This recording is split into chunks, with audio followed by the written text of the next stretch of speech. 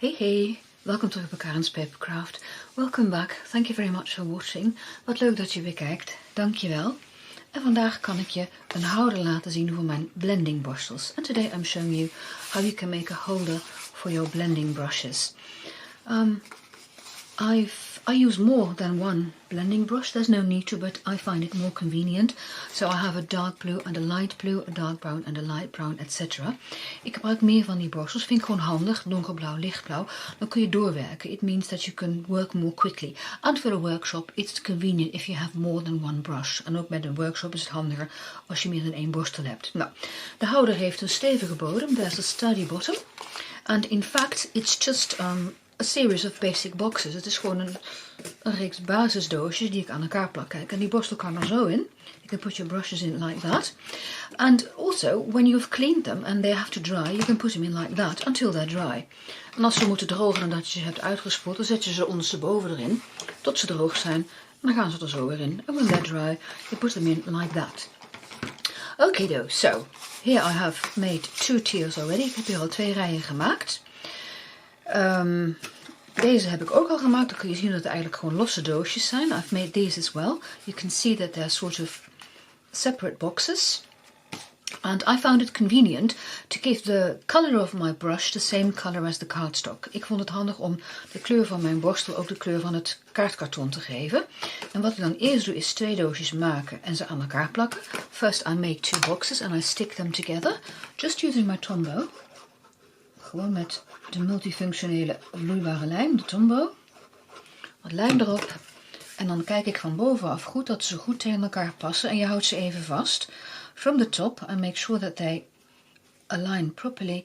And then you have to hold them for a minute. Je moet ze echt even goed vasthouden. Dat die lijm overal alle randen van het papier raakt. You make sure that your glue goes on the paper everywhere. And you just need to hold it. Je moet hem even vasthouden. Kijk, en dan kun je hem even nog zo wat versterken met je vinger erin. You can strengthen it with your fingers inside. And leave it to dry for a minute. En laat het dan even drogen. Ondertussen laat ik je zien hoe dan die doosjes gemaakt worden. Meanwhile, I'll show you how the boxes are made.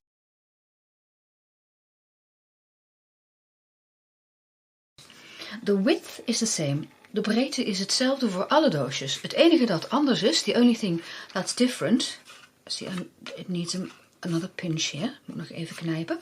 Het enige wat anders is dat dus de hoogte verschillend is. It's just the height that is different. And each tier is half an inch higher. Elke rij is een halve inch hoger, dus 1,2 centimeter, 1.2 centimeters. So, the width is the same. The height is what's different and you score them all in exactly the same way. Dus de breedte is hetzelfde, de hoogte die verschilt. En je rilt ze allemaal op precies dezelfde manier. Met de breedte van 5 3/4 inch boven. With a 5 3/4 inch side top. You score at 1.5 inches. At 2 5/8 of an inch. At 4 1/8 of an inch and 5 1/4. Dus 1,5, 2 5/8, 4 1/8 en 5 1/4. Then you flip it and you score at 1 1/8 of an inch. And you turn it over again and you score at 3/4 of an inch. You could at a pinch do it here at 4 1/8, but you have to start counting again. Je kan het ook hier doen op 4 1/8 inch, en dan moet je weer tellen. Als je hem zo doordraait, kan je makkelijk die 3/4 inch vinden. 3/4 of an inch is easier to find than the other one. So I'll show you again. 3/4 side, 5 3/4 side, sorry, 5 3/4 zijde boven, so 5 3/4 side top. You score at 1.5 inches. Let me get my scoring tool the right way up. It's 1,5 inch. 2 5/8, 2 5/8. 4, excuse me, 4 1/8 and 5 1/4. You turn and you score at 1 1/8 and you turn it like that and you score at 3/4 of an inch, 3/4 inch. Dat is alles. That's all. Rightio, then you fold and burnish all your score lines as usual. Je vouwt al je rillijnen en je loopt ze na met het vouwbeen. Zoals altijd. Ik ga het eerst maar even doen. Dadelijk ga ik knippen. I'm going to do some cutting. And I'm going to stick the box together with my tear and tape. En ik ga de doosjes in elkaar zetten met tear and tape.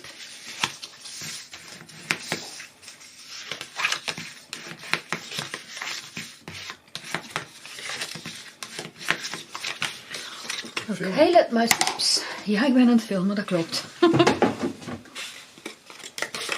Had ik niet gezegd. Maar dat geeft niks.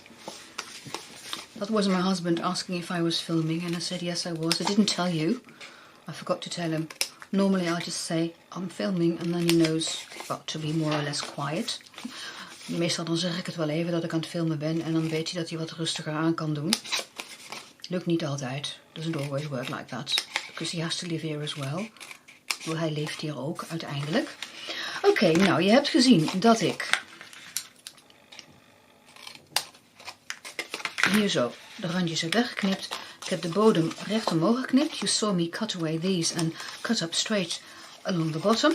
Now, these two square ones are going to be your side flaps. I'm going to shorten them a bit and wedge them. Die maak ik een beetje korter en ik knip ze schuin in. Deze nog een keer zo.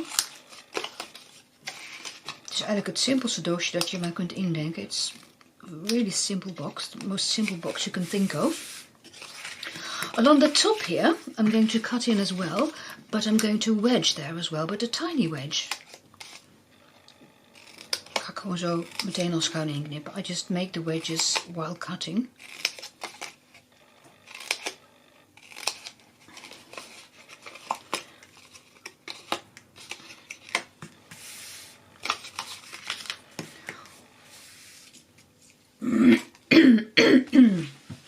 Excuse me, I've had a cold and that's still bothering me when speaking.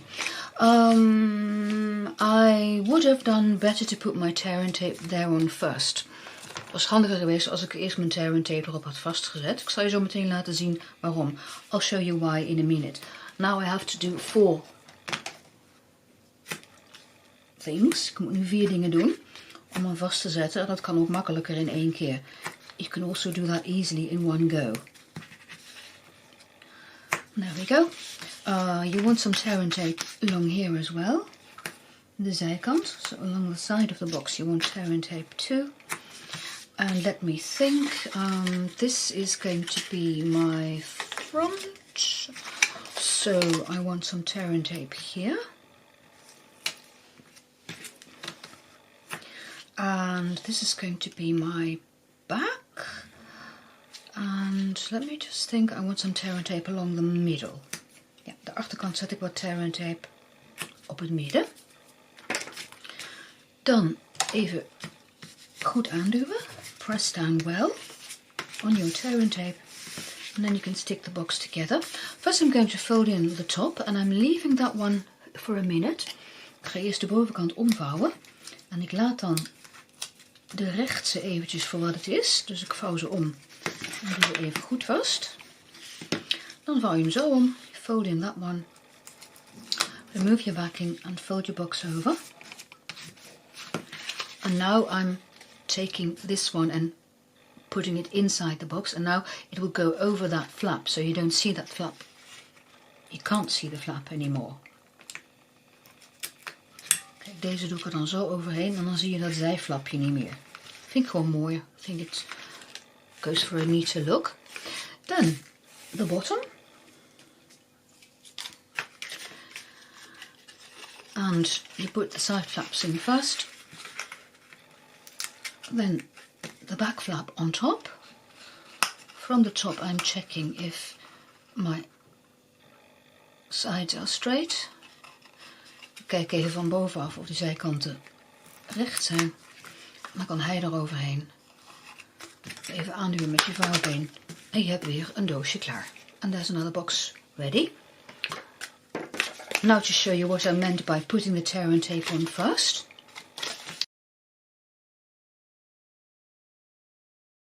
In 1 keer die tear and tape erop. Putting down my tear and tape in one go. And then when I do my cutting.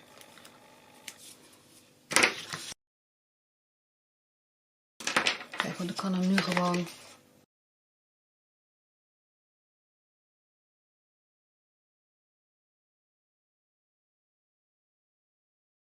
Kijk, en nu knip ik gewoon zo de tear and tape ertussenuit. En I'm cutting away the tear and tape. It saves time, a lot of time. Not really, but you can do it like this as well. Je kunt hem ook zo doen.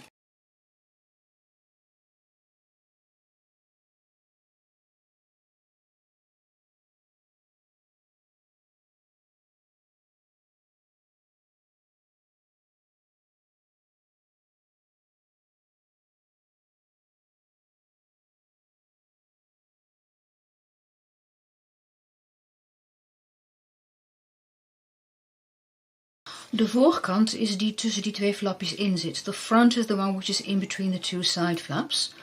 That's why I can tell which is the front. Daaraan kan ik zien welke de voorkant is. Nou, dezelfde procedure, the same procedure. You just remove the backing of the first three. Je haalt de achterkant van de eerste 3 eraf. Even goed aanduwen. Dubbel vouwen, fold it over, remove the paper, fold your box, and then the back flap. Oops. And again I can put in the side flaps first, the back flap second, and the back flap is the one where we put the tear and tape halfway.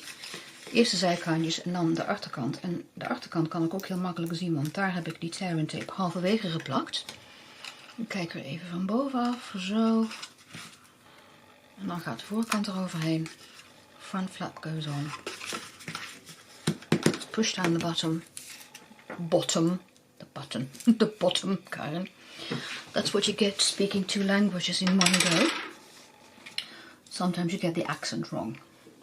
Rightio, so these ones I've adhered before, and I'm checking which is the back of the box. You can see because there's your flap, achterkant van je doosje. Nou, en dat zet je dan ook weer zo vast op het andere doosje. Een tip, smeer de plak op het kleinste doosje, niet op deze. Put your glue on the smaller boxes, not this one, because then there'll be glue peeking out.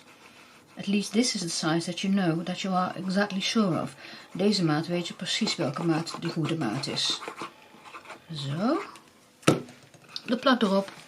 En dan weer van bovenaf en van de zijkant af. Je moet je weer even gewoon goed vasthouden. And you have to hold it. Give it some time. Gentle pressure.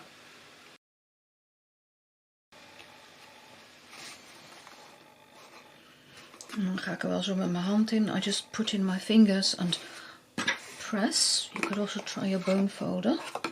But make sure it doesn't move. Maar zorg ervoor dat hij dus niet beweegt. Laten we even drogen. Nou, en dan gaan we dus deze weer even er tegenaan plakken. Ik zoek even de achterkant. Kijk, daar zit dus je plaklas. There's your glue flap, which is the back. So this is how I'm going to put them together. So I put my glue on one of them.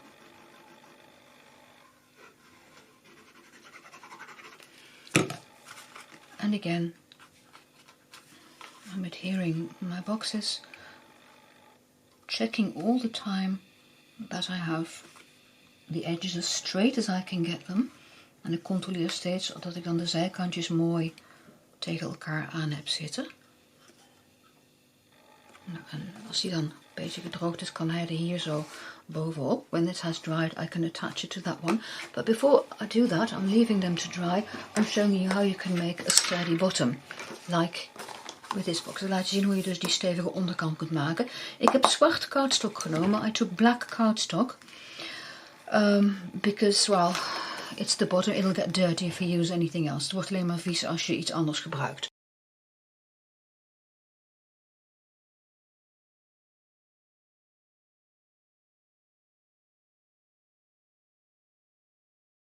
Dus je hebt gezien dat ik een stukje karton, a bit of cardboard, which I'm adhering to my black piece, and the measurements are on my blog. Hè? So de maten zijn op mijn blog. Nou, terwijl hij vast zit, ga ik even met mijn vouwbeen erlangs. Ik ga even een plooi maken. I'm going to make a score line with my bone folder. Ik gebruik het siliconen matje. I'm using the silicone craft sheet. This is to make sure that the paper doesn't crack. Zo voorkom je dat je papier ja, zo'n gebroken aanzien krijgt. Het wordt een mooi recht randje. You make sure, well, your edge will be more or less straight. Now I'm using my bone folder. I suppose you could use your scoring tool as well. Let me try that. Oh ja, hier gaat het ook mee. Ja, zie je? Dus met je rilpen gaat het ook. Scoring tool works as well. Equally well, I would say. Yeah. I think this is easier. You're not likely to damage your paper as easily. Ik denk dat deze makkelijker is omdat je je papier niet zo gaat beschadigen. Nou, dan vouw ik hem om. Just fold it on all four sides. Alle vier de kanten. Dus langs het karton af. Along the edge of my cardboard. Zo. En deze hoekjes heb ik nodig als een referentiekader. I need those corners, those squares, as a reference. These two bits of cardboard stuck together are exactly 1/8 of an inch. Deze twee samen zijn precies 3 mm. Dat heb ik uitgemeten. En dat ding zet ik er dan zo op. En dan pak ik een potlood. I'm taking a pencil. That shows best on my black. And I'm drawing a line. Dus gewoon zo schuin erop zetten. Put it on an angle. And draw a line. Because when I'm doing my cutting, I want to stay away from the corner. Wanneer ik ga knippen, wil ik een beetje uit dat hoekje wegblijven met mijn schaar. En door dat zo af te meten, weet ik waar ik moet knippen. En dan ga ik dadelijk, ik zal het tekenen, ga ik ietsje binnen die vouwlijnen, so a bit inside those folded lines, ga ik knippen en dan zo langs die lijn. So I hope you can see. That is where I'm going to cut. I'll show you again. So here there's a folded line. En hier zit een gevouwen lijn. Nou, ongeveer van daar en daar. En dan knip ik zo over die lijn heen. And I'm cutting along the line that I drew. Which means I have a bit of a flap there. Dan heb ik dus daar in die hoek een beetje een flapje. Ik pak even een grotere schaar. Dat knipt makkelijker, vind ik. I'm getting a bigger pair of scissors out. Makes my cutting easier, I find. So, I mean, there's no need to draw lines. You can if you want to. Je hoeft helemaal niet die lijntjes te tekenen. Dat kan wel als je dat wilt. Ik doe het een beetje op het oog. I'm eyeballing this. But the important line is that one that I drew. De belangrijke lijn is de lijn die ik getekend heb. Dus ik ga omhoog. Kijk, en dan blijf ik een beetje zo in de buurt van dat vouwlijntje. I'm staying close to the folded line. Up to the line that I drew. And a folded line. So I've cut off sort of rounded corners. Ik heb een soort van ronde hoekjes eraf geknipt. Nou, dan ga ik even mijn bodempje vastzetten met tear tape. En ik zet tear tape langs alle vier die vlakken. So, oops. The tear tape got stuck to my hand. Okay, I'm putting on another piece now, just in case that will tear off. Hij bleef vastzitten aan mijn hand. En dat is niet de bedoeling. Zo. En nog eentje. Just one more. Shows you how sticky it is. Dat is maar mooi een teken hoe plakkerig dat het is. Nou. Dan is ook belangrijk dat je 2 tegenover elkaar liggende zijden eerst doet. Also important is that you do 2 flaps which are opposite. So I'm taking the bigger ones now. Ik gebruik nu die grote. Kijk, en dan vouw ik hem eerst zo om. En dan de tegenoverliggende zijde. En the one across. Hope it stays put. Ik hoop dat hij vast blijft zitten. Ja, dat is mooi.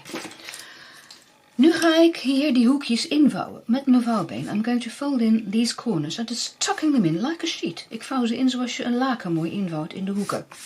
Hospital corners. Zoals een ziekenhuisbed. Dus mooi invouwen. Kijk, Kijk, en dan kan ik hem zo eroverheen plakken.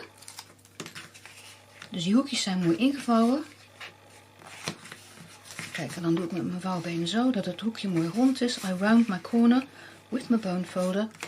And you get a beautiful corner. Dan krijg je een heel mooi afgewerkt hoekje. De laatste. Dus je ziet, ja, je kan het niet zien met dat zwart. You can't see with the black, but I've tucked in that corner there. I hope you can see. So it's over there. And then I can fold it down and again use my bone folder to round the corner. Now normally when you make a bottom, you could of course put some paper here as well. Je zou hier ook nog een stukje papier op kunnen plakken. Dat hoeft nu niet, want daar komt mijn doosje op te zitten. My box is going to be on top of that. So I'm going to stick these two together. And when I've done that, I mean you've seen me do it before, I will show you how to attach it to the bottom.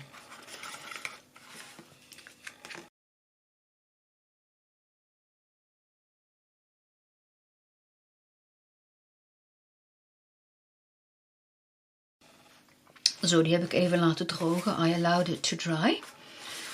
Well then, sticking it on the bottom is, well, easy peasy really. You just take your Tombow. You put the Tombow on the bottom. It should be exactly the same size. Hij zou, als het goed is, precies dezelfde maat moeten zijn.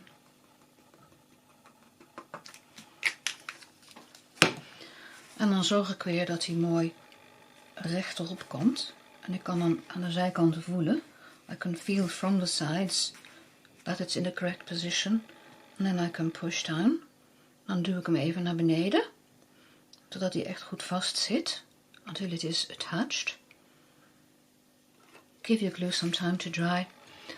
I could put some brushes in. And push down with my brushes. Doe er even wat borstels in en dan duw ik ook even met de borstels aan. Waarom niet? Pushing down with my brushes.